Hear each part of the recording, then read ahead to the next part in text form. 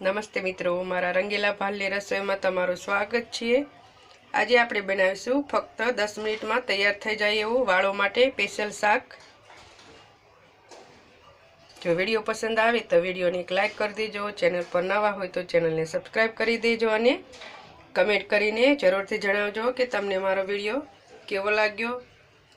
તો શાક બનાવવા માટે મેં અહીંયા મોટી 3 ચમચી જેટલું તેલ ગરમ થવા મૂકી દીધું છે। આપણું તેલ ગરમ થાય એટલે એમાં આપણે અડધી ચમચી જેટલી રાઈ એડ કરીશું। આપણે રાઈ ફૂટી જાય એટલે એમાં અડધી ચમચી જીરું એડ કરીશું, ચપટી હિંગ એડ કરીશું અને 1 ચમચી લસણ અને મરચાંની પેસ્ટ એડ કરીશું અને તેલમાં આપણે એને સરસ રીતે સાંતળી લઈશું।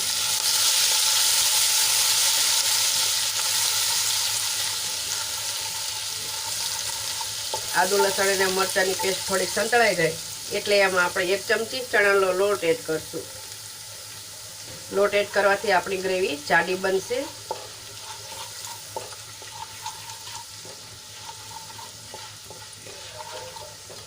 ચણાનો લોટ થોડોક સંતળાઈ ગયો છે તો એમાં હવે આપણે 2 કાપેલી ડુંગળી એડ કરીશું। અહીંયા ડુંગળી મેં ઝીણી કટ કરી લીધી છે, એ એડ કરી દઈશું। ડુંગળીને આપણે ગુલાબી રંગની થાય ત્યાં સુધી સાંતળી લેવાની છે।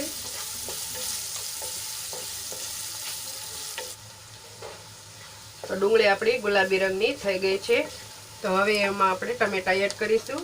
અહીંયા મેં 2 ટમેટાને ઝીણા કટ કરી લીધા છે, એ એડ કરી દઈશું અને ડુંગળીમાં સરસ રીતે મિક્સ કરી લઈશું। હવે ડુંગળીમાં મિક્સ કર્યા બાદ આપણે એને ઢાંકીને ચડવા દઈશું। જ્યાં સુધી આપણે ટમેટા સોફ્ટ ન થઈ જાય ત્યાં સુધી એને ચડવા દેવાનું। તો આપણા ટમેટા સોફ્ટ થઈ ગયા છે તો હવે એમાં આપણે મસાલા એડ કરીશું। તો અહીંયા હું અડધી ચમચી હળદર એડ કરીશ, અડધી ચમચી લાલ મરચું પાવડર, અહીંયા આપણે ગ્રેવીના ભાગના જ મસાલા એડ કરવાના છે, અડધી ચમચી ધાણા જીરું પાવડર અને ગ્રેવીના ભાગનું આપણે મીઠું એડ કરીશું અને અડધી ચમચી જેટલો ગરમ મસાલો પાવડર એડ કરીશું। એ બધા મસાલા સરસ રીતે મિક્સ કરી લઈશું।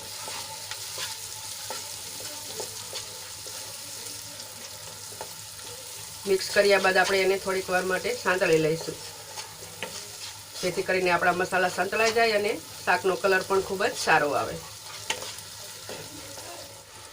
તો આપણા મસાલા સરસ રીતે સંતળાઈ ગયા છે અને તેલ પણ છૂટું પડી ગયું છે તો હવે એમાં આપણે પાણી એડ કરીશું। તો અહીંયા આપણે 1 ગ્લાસ જેટલું પાણી એડ કરીશું। અહીંયા તમને જેટલી ગ્રેવી પસંદ હોય એ પ્રમાણે તમારે પાણી લઈ લેવાનું।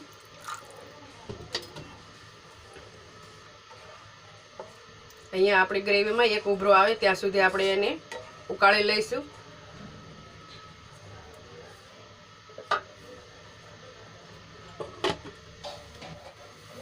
તો આપણે ગ્રેવીમાં ઉભરો આવી ગયો છે તો હવે એમાં આપણે 1 વાટકી તીખું ચવાણું ઉમેરશું। ખાટું મીઠું ચવાણું લીધું છે મેં અહીંયા, એ આપણે એડ કરી દઈશું। સરસ રીતે ગ્રેવીમાં મિક્સ કરી લઈશું। આ ચવાણાનું શાક ખૂબ જ સ્વાદિષ્ટ બને છે, ખાવામાં પણ ખૂબ મજા આવશે। આ શાકને આપણે ઢાંકીને 3 થી 4 મિનિટ સુધી થવા દઈશું। તો 4 થી 5 મિનિટ થઈ ગઈ છે અને આપણું શાક એકદમ સરસ મજાનું બની ગયું છે। ગ્રેવી પણ એકદમ સરસ મજાની ઘાટી બની ગઈ છે। તો આપણે ગેસને હવે બંધ કરી લઈશું અને ઉપરથી થોડી કોથમીર એડ કરી લઈશું।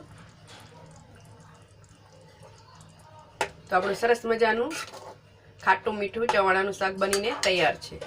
તો હવે આપણે એક ડીશમાં લઈ લઈશું। તો આપણું સરસ મજાનું એકદમ ખાટું મીઠું ચવાણાનું શાક બનીને તૈયાર છે। આ શાકને તમે રોટલી, રોટલા અથવા સાંજે વાળુમાં ખીચડી સાથે ખાશો તો પણ ખાવાની ખૂબ મજા આવશે।